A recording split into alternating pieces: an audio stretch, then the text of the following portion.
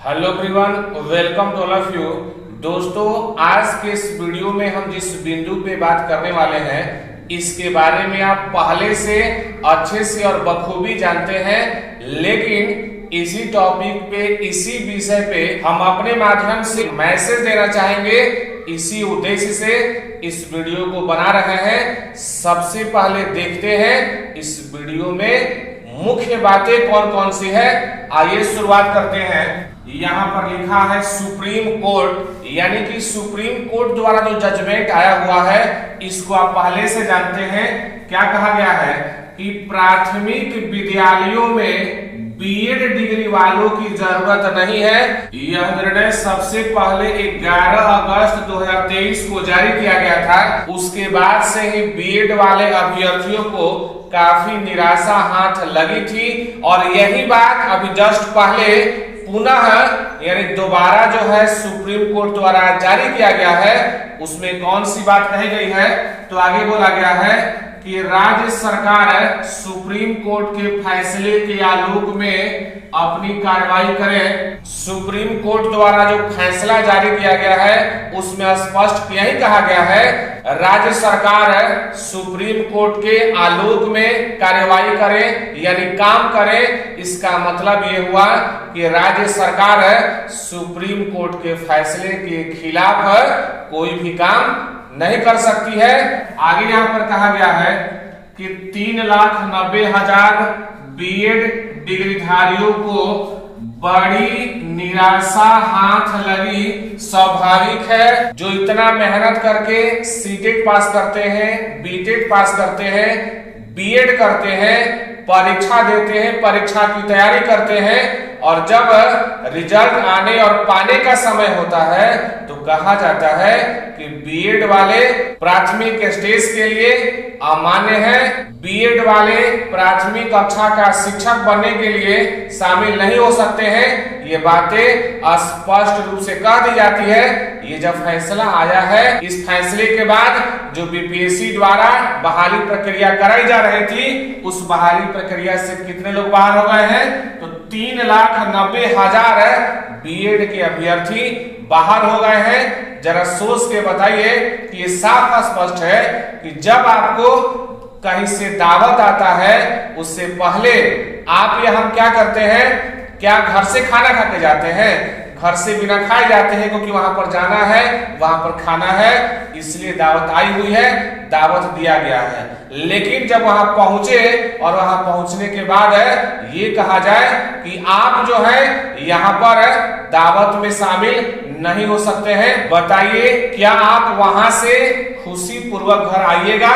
सोचने वाली बात है, स्पष्ट बात है। यही चीजें यहाँ पर की गई है कि अगर बाहर ही करना था तो पहले ही बाहर कर दिया गया होता, ताकि 3,90,000 अभ्यर्थी दूसरे क्षेत्रों में चले जाते। इतनी तैयारी, इतनी पढ़ाई और इतना पैसा तो नुकसान नहीं करना पड़ता। आगे देखते हैं कौन सी बात कहा गया है। आगे कहा गया है कि बीपीएससी के अनुसार, यानी बीपीएससी द्वारा कहा गया है कि सुप्रीम कोर्ट के निर्णय आने के बाद बीएड डिग्री वालों का रिजल्ट अंत में जारी होगा। ठीक है, यह दुनिया भरोसे और विश्वास पर चलती है। इसी भरोसा और इसी विश्वास और उम्मीद के साथ बैठे हुए रहेंगे कि भाई डीएड वाले को तो रिजल्ट हाथ लग सकता है, लेकिन बीएड वाले को रिजल्ट हाथ नहीं लग सकता है। आपको बैठना है, आपको इंतजार करना है। कब तक? अंत तक, यानी सारी प्रक्रिया शायद अगर समाप्त हो जाए उसके बाद बीएड वाले का रिजल्ट आ सके, जारी हो सके। चलिए अंत तक भी बैठ के देखते हैं आता है कि नहीं आता है। लेकिन दूसरे तरफ देखें तो ये दूसरी बार है कि सुप्रीम कोर्ट द्वारा यह फैसला दिया गया है। सुप्रीम कोर्ट द्वारा आदेश जारी किया गया है कि जो राज्य सरकार है, जो शिक्षा विभाग है, वही करे जो सुप्रीम कोर्ट का आदेश है। जरा सोच के देखिए कि अंत तक अगर इसके भरोसे बैठे तो रिजल्ट हाथ लग सकता है कि नहीं लग सकता है। आगे देखिए कौन सी बात कहा गया है कि डीएलएड वाले अभ्यर्थियों की संख्या 3,80,000 है, यानी कि अगर 3,90,000 बीएड वाले को बाहर कर दिया जाए तो भी डीएलएड वाले की संख्या 3,80,000 है। और इसमें ज्यादा से ज्यादा अभ्यर्थी, मैक्सिमम अभ्यर्थी बिहार स्टेट के बाहर के हैं, क्योंकि बिहार में बीएड का क्रेज ज्यादा होता है, डीएलएड का क्रेज कम होता है। दूसरे राज्यों में डीएलएड का क्रेज ज्यादा होता है, डिमांड और मांग ज्यादा होता है, और बीएड का डिमांड कम होता है, यानी कि बीएड की ओर रुझान अभ्यर्थियों का कम होता है। इसलिए दूसरे स्टेट के डीएलएड वाले अभ्यर्थियों की संख्या ज्यादा है। यही वजह है कि इस 3,80,000 में बाहरी अभ्यर्थी ज्यादा है और बिहार के अभ्यर्थी थोड़ा सा कम है। चलिए, इससे कोई फर्क पड़ने वाला नहीं है। आगे देखते हैं कौन सी बात कहा गया है।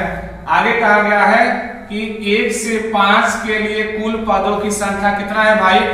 तो 79,943 है। इस वीडियो के शुरू में ही मैंने कहा था जो चीजें आप जानने वाले हैं इसे आप बखूबी जानते हैं, लेकिन एक मैसेज आपके लिए कि अगर आप बीएड के अभ्यर्थी हैं और आपको इस बहाली प्रक्रिया में अगर शामिल नहीं किया जाता है, मान लेते हैं जो बीपीएससी द्वारा कहा गया है कि अंत तक आपका भी रिजल्ट आएगा, अंत तक बीएड वाले का भी रिजल्ट जारी हो सकता है, और दूसरी ओर सुप्रीम कोर्ट का जजमेंट है कि प्राइमरी स्टेज में बीएड वाले शामिल नहीं हो सकते हैं। तो जो बीएड वाले अभ्यर्थी हैं खुद समझ रहे हैं कि अंत तक अगर इंतजार भी करते हैं तो क्या हाथ लगने वाली है। आप सभी से निवेदन है कि आप एक चीजों पर निर्भर न रहें, इसको छोड़िए, दूसरे रास्ते को भी अपनाइए। केवल आप इसी के भरोसे न रहें कि चलिए अगर हम बीएड वाले हैं हमें बाहर कर दिया गया, तो बीपीएससी द्वारा कहा गया है कि अंत तक हमारा भी रिजल्ट आएगा, इस भरोसे आप न बैठे रहिए। दूसरे विभाग के बारे में सोचे,